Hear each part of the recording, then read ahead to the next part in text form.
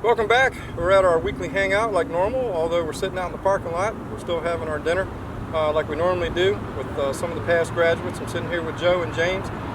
Graduated from the Automotive program at Hylton a few years back. Both these gentlemen work for Ford right now. But we're here just kind of talking shop and hanging out, supporting one of our favorite local restaurants. Hope you guys are able to do the same thing. So welcome to this week's episode of Bulldog Builds. What do you think? Sound all right? And cut.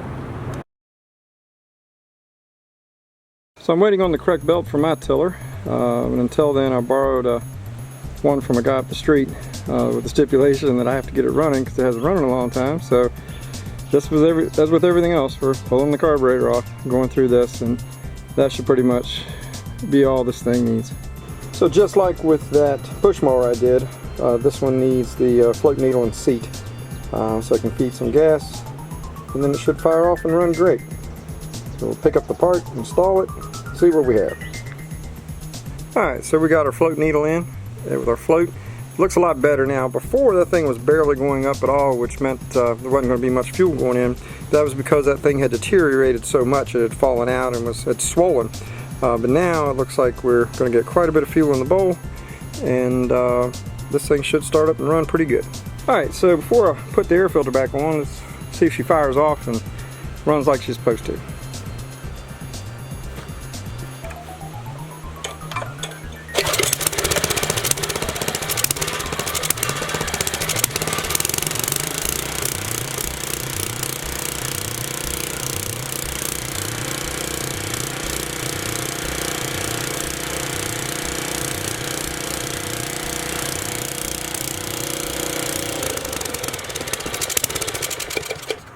There we go.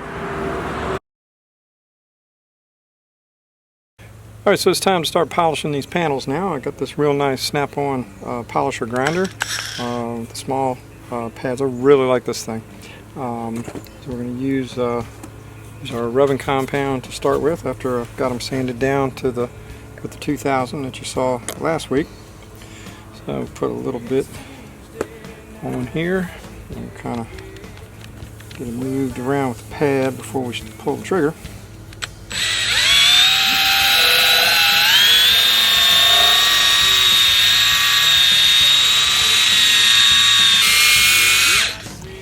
Alright, we'll take a clean cotton rag and wipe that off.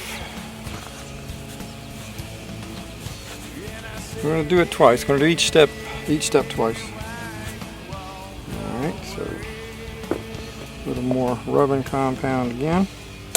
This time I'm going to go the opposite direction. Before I went across this way, now I'm going to go back and forth this way. I'll change direction. Quite a bit of pressure I'm putting on this as well because I'm kind of, I'm polishing. I'm having to cut those 2000 marks.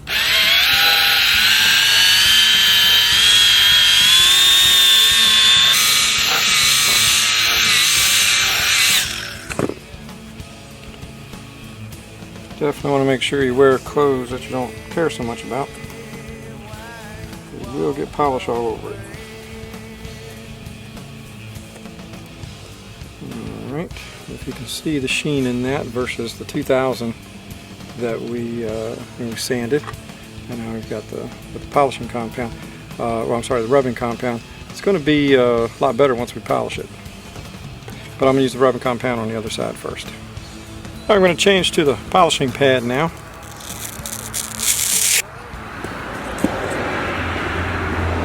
This one's a lot finer, so it'll take out the swirl marks left from the rubbing compound.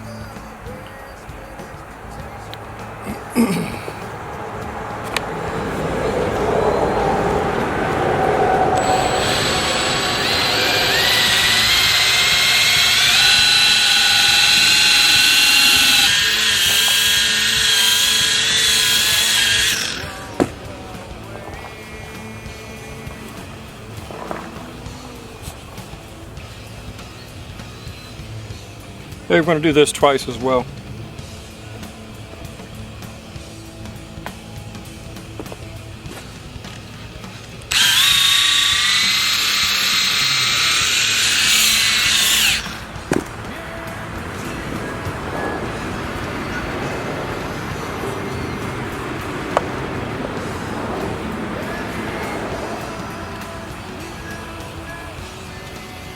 Alright, I'm not sure how much of it you can see, but definitely mirror-like. Looks really good.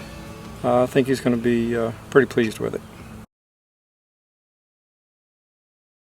Okay, the new bearing kits are here, so we're going to knock these races out and put in the new ones. Using a makeshift punch with a piece of rebar, because I don't have big enough punches here to knock these races out, but this should work okay.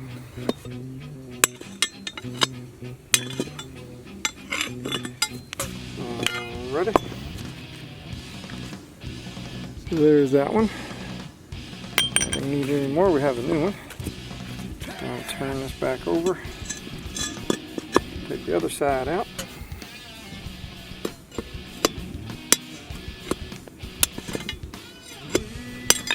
There we go. Alright. Alright, so we got both races out. So we're ready to knock our new ones in. Alright, so we got a new bearing and race assembly here. We have our outer race on the bearing. We're going to go ahead and knock the both outer races in. Before we do that, I've already cleaned this, so just so you know, there's a step in there on both sides. And it's really important to make sure that step is nice and clean to give the race, so the race sits flat. If there's any kind of debris or dirt on there, that's going to make the race sit crooked, which is going to make the bearing sit crooked, and it won't be adjusted properly, and it's going to fail prematurely. So, got to make sure those recesses that are in there for the race to sit on are nice and clean. Now I've got the new race setting there, but took the old one and cleaned it up, because what I'm going to do is use this one as a press to get it started most of the way in, so that it starts nice and straight. So we'll get that sitting on top there, and it's the perfect size because it's the same type of one that came out. So we'll take and tap this around. Good.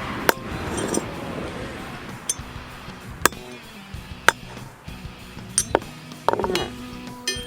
So we got it in there a little ways. We have to finish knocking it in. We'll do that. We'll punch that in until it's bottomed out on that lip that I was talking about earlier. I got the inboard race in. I'm going to do the outboard one the same way.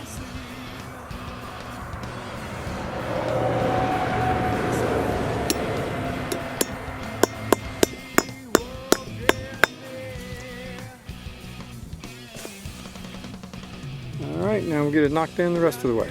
Alright, so we'll get our bearings packed now before we put them in the hub and put the seal in. Put the taper side down.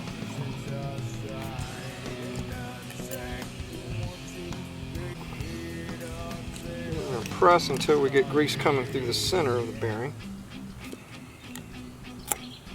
There we go. Alright.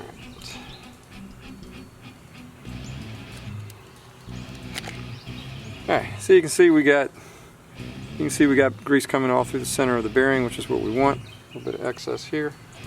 And we'll take and put some of this all around the outside before we set it into the hub.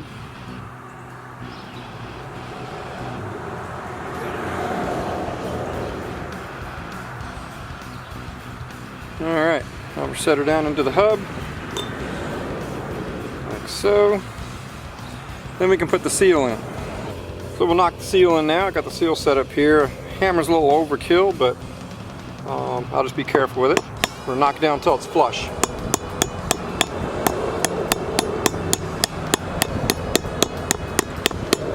Now that we got this set in flush, we'll take and pack the outer bearing and get ready to put it back on the trailer. Now we have our hubs all back together. We'll go ahead and install them on our spindles, get everything adjusted, get the wheel back on it, and then we'll do the other side.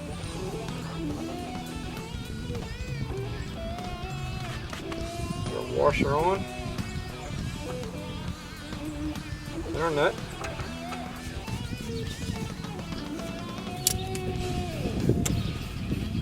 Tighten this, roll the hub in the direction of rotation, normal rotation. Seat the bearings really good. Keep it backed up just a touch. You don't want to have them too tight, because then there's no room for expansion when the bearing gets hot. You want to make sure that there's room so that the grease can actually get in to lubricate the bearings. So get our lock on here. Now, right now it's not fitting. We'll to back it off just a touch so that it will go on. You never want to tighten it to make the lock fit, because then that can make the bearing too tight. There we go. She snaps into place. There's no need for a cotter pin for this one, like a lot of them have, even though the kit came with one, because this lock here does that for us. So the nut can't back off because of that flat right there. So that's going to keep the wheel or the hub loose enough that grease can get in the bearing, but tight enough that there's not a lot of play in. Now our kit came with new caps, but I'm not going to use those. I like these better because this rubber piece here I can pop out, and there's a Zerk fitting in there, and I can add some grease if I want to. But again, I still like pulling these apart every year and going through them, as I was saying last week, keep everything nice and fresh. Because anytime you see a trailer sitting on the side of the road, most of the time it's because the bearings had failed and the whole hub assembly falls apart or collapses. So now we got the hub assembly back together. I'm going to add a little anti-seize to the studs and then put the wheel back on. It's always a good idea to add anti-seize to wheel studs. Keeps it from galling. Makes them easier to get them off and on if you broke down the side of the road or something. Alright. Wheel with our new tires go on. We'll get these torqued down, and then we'll get to work on the other side. I have a glaze braking hone to hone out the cylinder on that old eXmark engine. Try to break up some of it with this. I have a regular hone if we need it, but hopefully this will do the trick. I'm going to spray some penetrating oil down there to help lubricate it a little bit. We're going to put this down the cylinder and try to clean it up and see if that makes it so we can get this thing running again.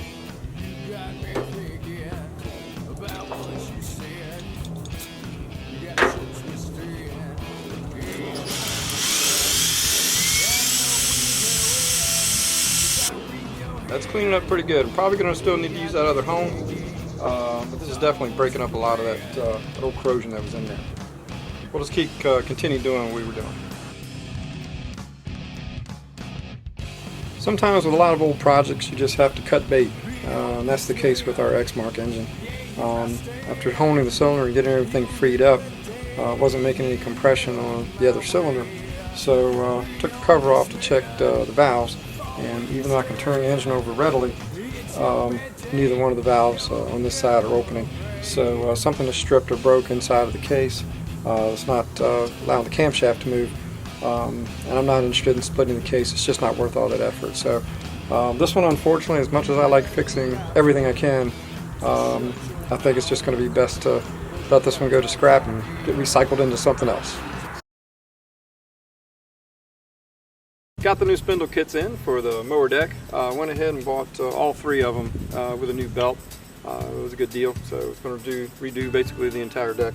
So the double pulley here went on the left. It even comes with new mounting hardware and Zerk fittings, so it can maintain them, make them last even longer. So we'll get these all these spindles put in.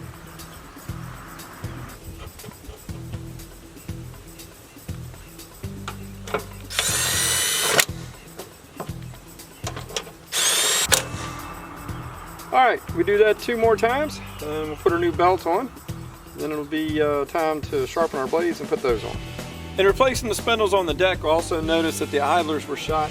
The bearings were pretty bad, so I got all new ones for that. So now the entire deck is going to be brand new, so we shouldn't have to worry about this for a long time. Also got the blades sharpened, so we'll get all that back together and get this mower back in action.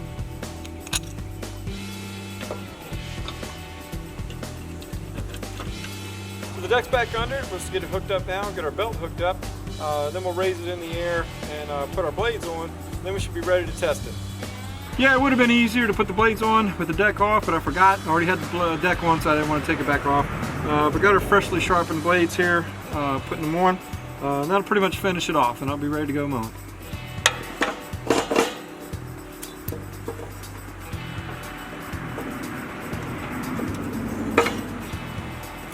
I've also put anti-seize on the spindle studs for the blades, make them easier to get off next time when I need to sharpen them.